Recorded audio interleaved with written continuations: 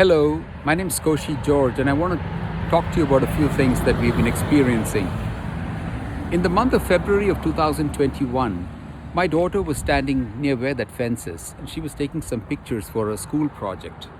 And our bully neighbor, who happens to be an attorney, he drove up his SUV right up to her where she was standing, and he menacingly looked, stared her down, and then he started revving up his car engine. And our child got so scared. This is COVID time. She rushed into our home. She came up to see me on the second floor where my home office was those days. I have an office 10 miles away from here, but because of COVID, I couldn't go, so I was working from home. And she came in and she looked into my eyes totally frightened. And she said, "Dad, so-and-so is scaring me." By that time, we were already experiencing several months of bullying. And seeing that look of fear in my daughter's eyes, I told myself, I as a dad need to stand up and take a stand on this kind of bullying that's going on. Filthy, abusive words are flung at us. And our child, her personality has undergone a lot of change. She's an outdoor kid. She is into roller skating and surfing. Really an outdoor kid. And playing basketball. Everything just shrunk in. And she saw over time that we were not getting any justice, and we were constantly, as parents, we were being bullied. Guests were being bullied. Her friends' parents were being bullied. So gradually, friends stopped visiting us, and it became a very lonely environment. We had to take her to friends' homes. Her grades started dropping. We were getting very worried. Scholastically, she started internalizing a lot. We've been trying to get a lot of help to help her through this. She's a lot better. But still, that's not her full potential. I had to cut back on my work so that, we live for our kids, right? Their future. I'm an immigrant to the United States. I came from India. My wife came from India. Our daughter was born here. We had a son. We lost him a few years ago, unfortunately. And then this is our only child. Now you devote all your attention and focus on your child and to raise them up, give them the best education.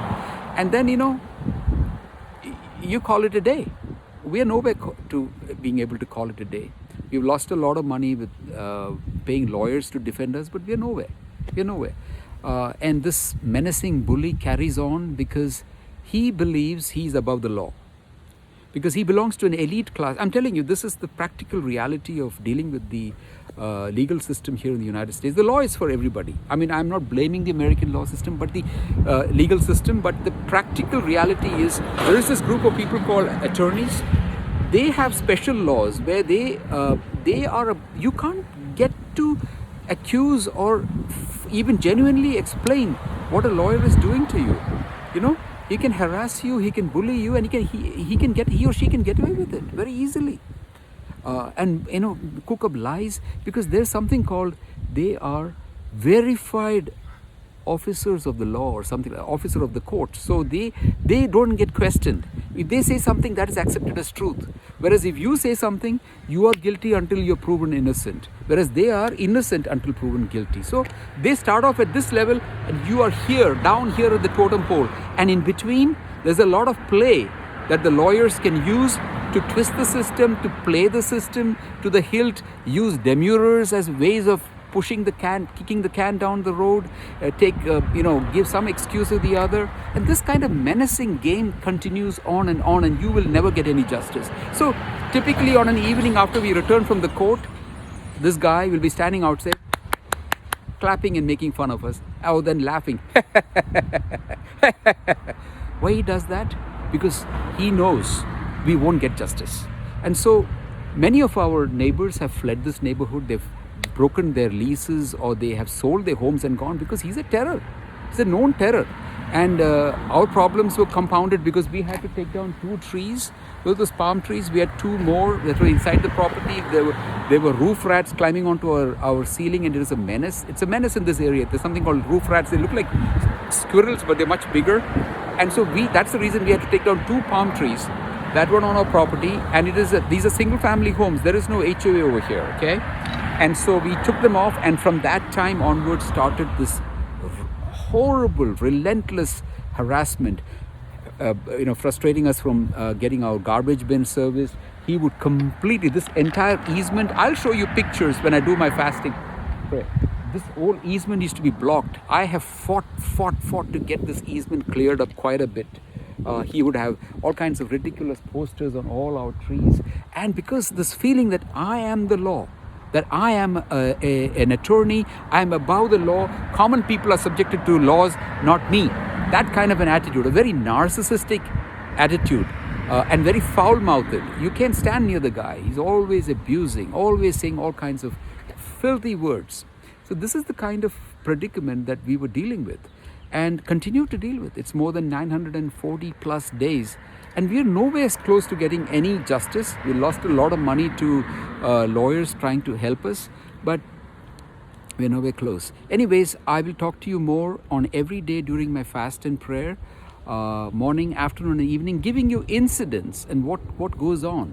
I'm nobody here to break the law or anything like that, but I want to say what we are going through. We may not get anywhere, but I at least have the satisfaction of having told my story, and what I really know is the fact, because everything gets twisted in the court system because he's able to do it. It's not anybody's specific fault. Nobody has time in this city and in this county. They're all busy officials, and so I'm like an inconvenience coming out with the story. They really wish that I was not around telling the story, so they want to shut me down as soon as I come up. So this has been our experience, and that's why we don't get anywhere. In the court, it's a very funny situation. He comes up and he starts,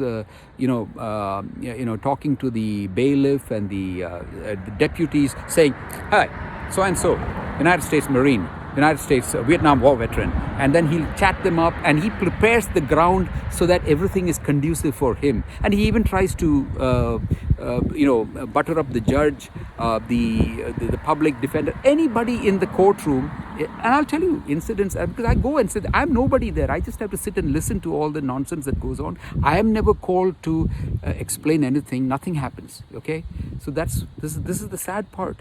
And we are constantly experiencing this, and I don't see any other way other than going on a 3-day fast to bring attention to how much our daughter is suffering, how much my wife and I are suffering, how much we have suffered financially. I don't want anybody's money, and that's not the purpose of what I'm doing. So for God's sake, don't misunderstand me. We just want to be able to be free. We want to be able to tell that our county and our DA can take action on this guy. This is continuous hate crime, but they don't see it as hate crime. There are 2 cases for which he's being tried in the criminal court because he broke the restraining order twice. They are being seen as only mere misdemeanors, isolated incidents. You get the point? Whereas what he is doing to us, calling me regularly a cure, fruitcake, a fuckface, a dickhead, asshole. These are the words that I hear when I step out of the house. This is what he calls me. Hello, rat. What can you do? Or it's like, come and fight me like a man, you who hide behind women. And he holds up his fists like this. I don't take those. I don't go and hit him. I don't do anything of that sort. He's a very tricky man. He's an attorney, but he's one of the most horrible narcissists I've ever seen. And so I want to just bring out this, and I want to be able to encourage people to stand. Okay? If you don't stand and talk these things and we continue to be afraid of these kind of rogues, then we cannot have a better society. My neighbors, my Malaysian neighbor, my Singaporean neighbor, my Vietnamese neighbor, my East European, they're all afraid of this guy. They say, okay, look what has happened to Koshi George. Look at how many lawsuits he has to face, all spurious lawsuits, but I still have to go through the music of that, right? He serves me, I have to respond to all this. My work life, my family life, everything is sacrificed. I'm losing the money, he doesn't lose the money, he represents himself. So look at this vicious game that goes on. And the city should come up with the laws which will stop this kind of behavior by rogue lawyers. Not all lawyers are bad. There are good lawyers. I know good lawyers in this county. Unfortunately, we are dealing with a situation where this specimen like this happens to be our neighbor, and he's giving us a lot of grief. Thank you for listening to me. Thank you.